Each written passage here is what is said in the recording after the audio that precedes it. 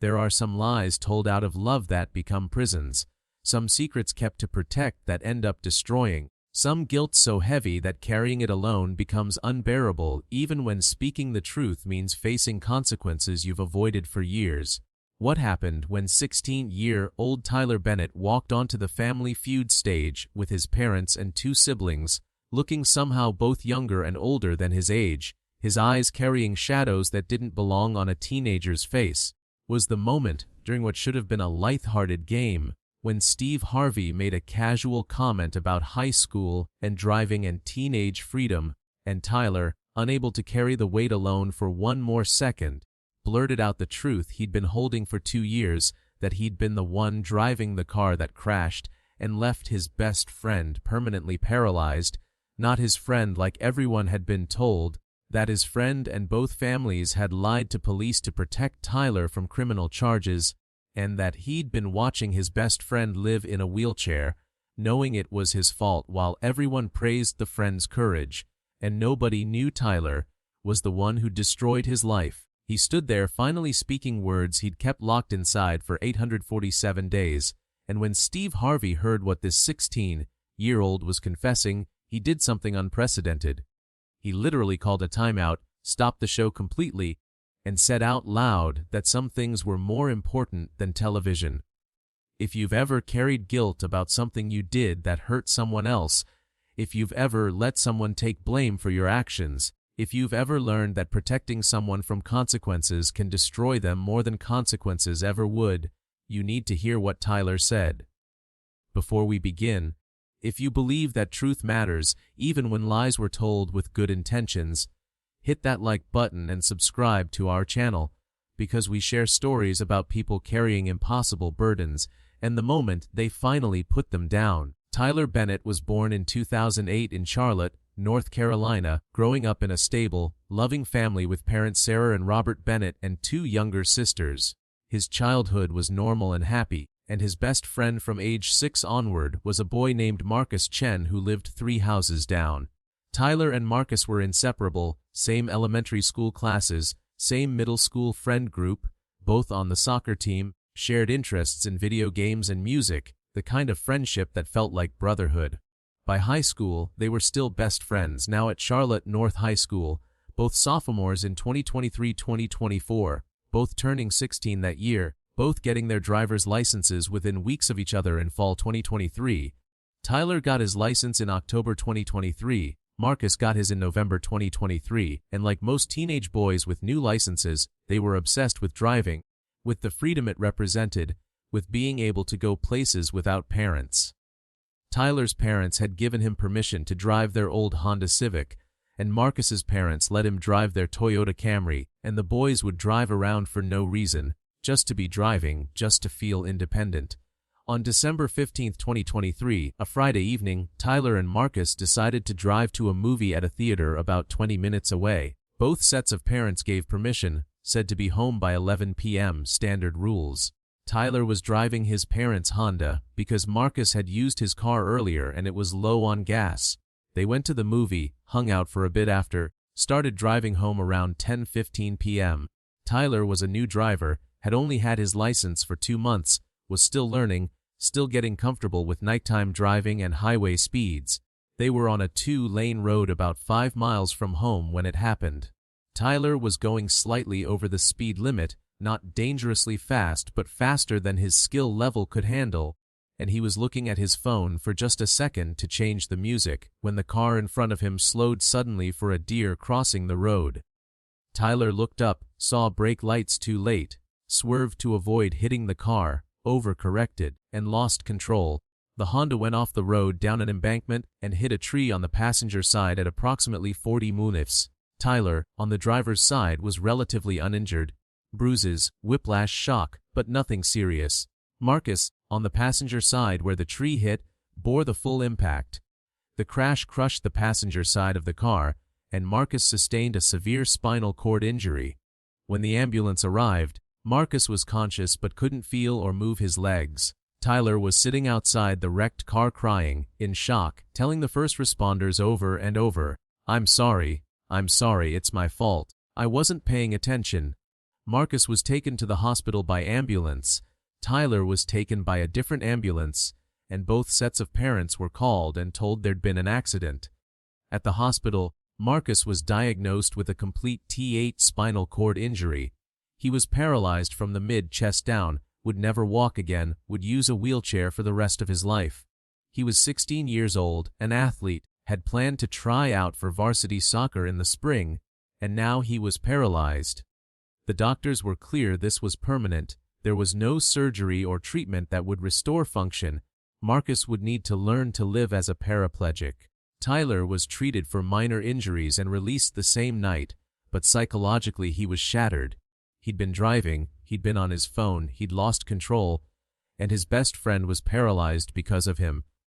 It was his fault, completely and entirely his fault.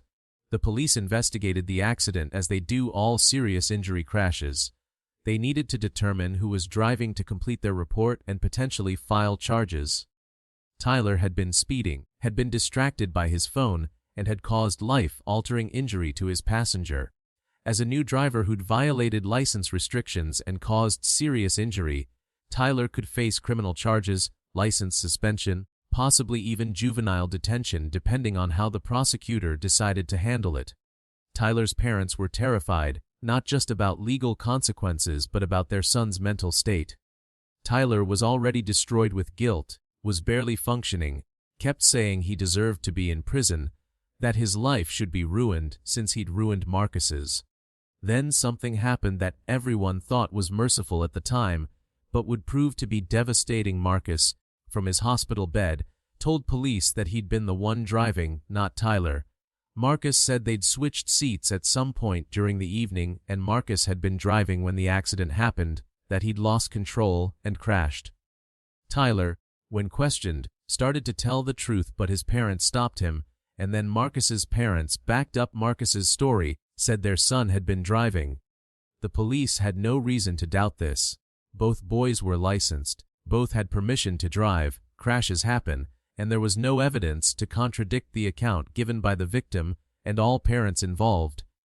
The official report listed Marcus Chen as the driver. No charges were filed. It was classified as a single vehicle accident caused by driver inexperience and poor road conditions, tragic but not criminal. Tyler and his parents went along with the lie, telling themselves they were protecting Tyler, that he was just a kid who'd made a mistake, that ruining his life with criminal charges wouldn't help Marcus, that this was the merciful thing to do. Marcus's parents agreed, saying they didn't want to see Tyler prosecuted, that both boys had been in the car, and it could have been either of them driving, that accidents happen and destroying another child wouldn't heal their son. But what they didn't understand, what none of them fully grasped in that moment, was what this lie would do to Tyler and Marcus both. Tyler was 16 years old and had to live with knowing he'd paralyzed his best friend while watching that best friend take the blame for it. He had to listen to people praise Marcus's bravery in dealing with his injury, had to watch Marcus learn to use a wheelchair, had to see Marcus struggle with depression and anger and grief about his body, and Tyler knew it was his fault and nobody else knew. The guilt was crushing, all-consuming, made worse by the fact that Marcus and both families were protecting him, sacrificing Marcus's truth to save Tyler from consequences. Marcus, meanwhile, was dealing not just with the physical trauma of paralysis, but with the psychological burden of lying about who'd caused it. He'd told the lie initially to protect his best friend, but maintaining that lie while dealing with life-altering injury and knowing Tyler was free from consequences created resentment and bitterness that poisoned their friendship. Within months, Marcus stopped talking to Tyler, couldn't stand to be around him. The sight of Tyler walking and running and living a normal life, while Marcus was in a wheelchair because of Tyler's mistake, became unbearable. Tyler tried to apologize, tried to help, tried to be there for Marcus, but Marcus pushed him away, told Tyler to just live his life and leave Marcus alone. By mid-2024, a year and a half after the accident, Tyler was deeply depressed, racked with guilt, having panic attacks, failing in school, withdrawing from everything he'd previously enjoyed. He'd stopped playing soccer, because how could he play when Marcus couldn't? He'd stopped hanging out with friends, because he didn't deserve happiness. He'd become essentially non-functional under the weight of guilt and unprocessed trauma. His parents took him to therapy, but Tyler wouldn't tell the therapist the truth about the accident because the lie was so embedded, so protected by multiple families, that speaking it felt impossible. Tyler's therapist eventually figured out there was something Tyler wasn't saying, some guilt about the accident that went beyond normal survivor's guilt, and in private sessions Tyler finally told the truth that he'd been driving, that Marcus was paralyzed because of him, that everyone had lied, and that carrying this secret was destroying him. The therapist told Tyler that living with this lie was unsustainable, that he needed to tell the truth, that keeping this secret was hurting him and Marcus both. But Tyler was terrified. Telling the truth now, 2 years later, would mean admitting to years of lying to police, would potentially mean criminal charges, would destroy the protective lie both families had built, would hurt Marcus in new ways. In August 2024, Tyler's mother Sarah applied for their family to be on Family Feud, thinking maybe doing something normal and fun as a family might help Tyler, who'd been so depressed and withdrawn. Tyler didn't want to go but didn't have the energy to resist, just agreed passively. They were selected to tape in October 2024. The team would be Tyler, his parents Sarah and Robert, and his 2 younger sisters ages 12 and 9. On October 11, 2024, the Bennett family arrived at the Family Feud studio. Tyler looked exhausted, hollowed out, older than 16, and when the producers asked if he was okay he just nodded and said he was fine, had gotten over a cold, was just tired. On stage, Steve Harvey greeted the family warmly, working his way down the line, and when he got to Tyler he noticed immediately this kid looked heavy, burdened, not excited like most teens on the show. "Hey there, young man, what's your name?" Tyler's voice was flat. "Tyler Bennett." "I'm 16. Steve, sensing something off but not knowing what, tried to engage him. 16! That's a great age. You driving yet? Got your license?" It was casual conversation, meant to be light, but the question hit Tyler like a physical blow. Tyler's face showed pain and he said quietly, "I have my license but I don't drive anymore. I can't." Steve's face showed confusion. "Can't? Why can't you drive?" And Tyler, who'd been holding the truth inside for almost 2 years, who'd been dying under the weight of it, who'd reached a breaking point where the consequences of speaking mattered less than the impossibility of staying silent one more day, looked at Steve Harvey and spoke the words he'd been too terrified to say. "Because 2 years ago I was driving and I crashed the car and my best friend was in the passenger seat, and the crash paralyzed him and everyone lied and said he was driving to protect me from getting in trouble, but it was me, I was driving. I'm the reason my best friend is in a wheelchair for the rest of his life, and I've been carrying that for 2 years and I can't anymore. I can't do this anymore." The words came out in a rush, desperate, Tyler crying now, his parents' faces showing horror because their son had just confessed on national television to a lie that could have criminal consequences. Steve Harvey stood frozen, completely still, processing what he'd just heard. The audience was silent, shocked. Tyler kept talking, couldn't stop now that he'd started. "Marcus took the blame for me because he didn't want me to get in trouble, and our parents all lied to the police, and nobody knows except our families that I was the one driving. And I've watched Marcus learn to use a wheelchair, watched him struggle, watched him be depressed and angry, and I know it's my fault, and I can't tell anyone, and it's destroying me.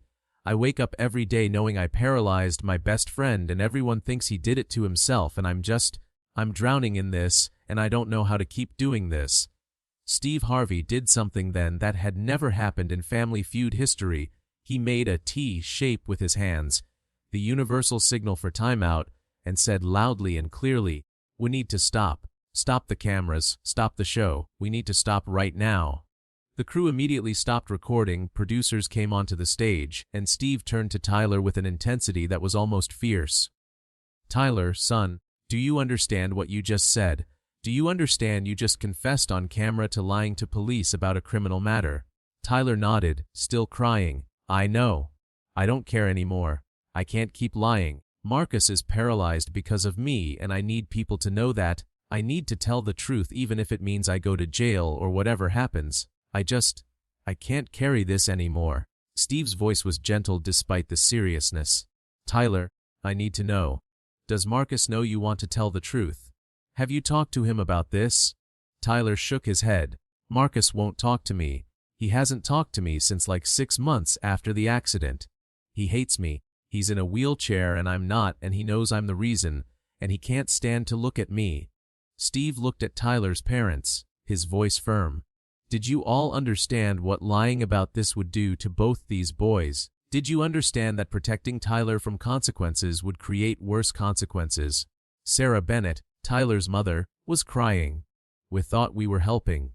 We thought Tyler was so destroyed already, and pressing charges wouldn't give Marcus his legs back, and we thought protecting Tyler was the right thing. We didn't understand it would eat him alive like this. We didn't understand he'd carry this guilt for years, and that it would destroy him worse than any legal consequences would have." Steve turned to the producers and made a decision. "We're not airing this as part of the show, but we're getting help for this family right now. We need legal counsel, we need therapists, we need to figure out how to handle this situation, because this child is confessing to something that could have serious legal ramifications, and we can't just ignore that." Over the next 3 hours, with the show on indefinite hold, Steve and the producers coordinated resources. They brought in legal experts who explained that Tyler could potentially face consequences for the original accident and for lying to police, but that given his age, the time elapsed, and the circumstances, prosecution was unlikely though possible. They brought in therapists who worked with Tyler and his parents about the need to come clean, to tell Marcus and Marcus's family that Tyler wanted to tell the truth, to stop living the lie. They contacted Marcus's family, explained what had happened, asked if they'd be willing to have a facilitated conversation with Tyler. Marcus's parents initially were angry that Tyler had revealed this on television, angry that the protective lie they'd all built was now exploded, angry at the potential consequences. But Marcus, when told that Tyler had confessed and was drowning in guilt, asked to talk to Tyler. They arranged a video call from the Family Feud studio, and for the first time in over a year, Tyler and Marcus spoke to each other. Tyler, crying so hard he could barely speak, apologized. "Marcus, I'm so sorry. I'm so sorry for what I did, for the accident, for letting you take the blame, for everything. You've been living in a wheelchair, and everyone thinks you caused it, and you did that to protect me, and I don't deserve that. I don't deserve your protection. I deserve to face what I did." Marcus's voice when he spoke was tight with emotion. "Tyler, I didn't take the blame just for you. I took it because I didn't want to watch my best friend go to jail for a mistake. But carrying that lie, watching you fall apart with guilt while I dealt with paralysis, it destroyed our friendship. I've been so angry at you, not just for the accident but for getting to walk away without consequences while I'm the one paying the price forever. And I know that's not fair because I chose to lie, but it's how I felt." Tyler's voice broke. "I know. And I'm so sorry. If I could take it back, if I could be the one in the wheelchair instead of you, I would. But I can't, and all I can do is tell the truth now and face whatever consequences come and stop letting you carry the blame for what I did." Marcus was quiet for a long moment, then said something that surprised everyone. "I don't want you to face criminal charges. I never wanted that. That's why I lied. But Tyler, you need to stop destroying yourself with guilt. What happened was an accident. You made a mistake, you were on your phone for a second, you overcorrected. You didn't deliberately hurt me, and us both being miserable doesn't fix anything. I need you to forgive yourself, and I need to forgive you, and we both need to stop carrying this lie that's poisoning both our lives." The conversation continued, facilitated by therapists, and by the end, Tyler and Marcus had begun the process of truth, telling and healing that should have started 2 years earlier. Marcus agreed to support Tyler in coming clean, said he'd explain to anyone who asked that he'd lied to protect Tyler, but was now supporting Tyler in telling the truth. Over the following weeks, Tyler and his family, with legal counsel, went to the police and explained the situation. Tyler formally stated that he'd been the driver in the December 2023 accident, that Marcus and both families had lied to protect him, and that he wanted to take responsibility. The police investigated, considered charges, but ultimately decided, given Tyler's age, at the time's 14, technically not even legally allowed to drive with a passenger, the time elapsed, Marcus's family's statement that they didn't want prosecution, and Tyler's evident remorse and mental health struggles, that criminal charges weren't in anyone's interest. Tyler's license was suspended for a year. He was required to complete community service and attend counseling, but he wasn't criminally charged. More important than the legal outcome was the emotional one. Tyler was finally free from the lie. He could talk openly about what had happened, could process his guilt with his therapist without hiding the truth, could begin the work of forgiving himself. Marcus and Tyler slowly rebuilt their friendship, not to what it had been but to something new, something more honest. Marcus dealt with his own anger and resentment in therapy, worked through his complex feelings about his injury and Tyler's role in it, and the lie they'd all maintained. The episode never aired in any form. Family Feud made the decision that Tyler's confession was too sensitive, too legally complex, too potentially harmful to broadcast. But they supported the family, connected them with resources, and Steve Harvey stayed in touch, checking on Tyler's progress, telling him he'd done the brave thing by finally telling the truth.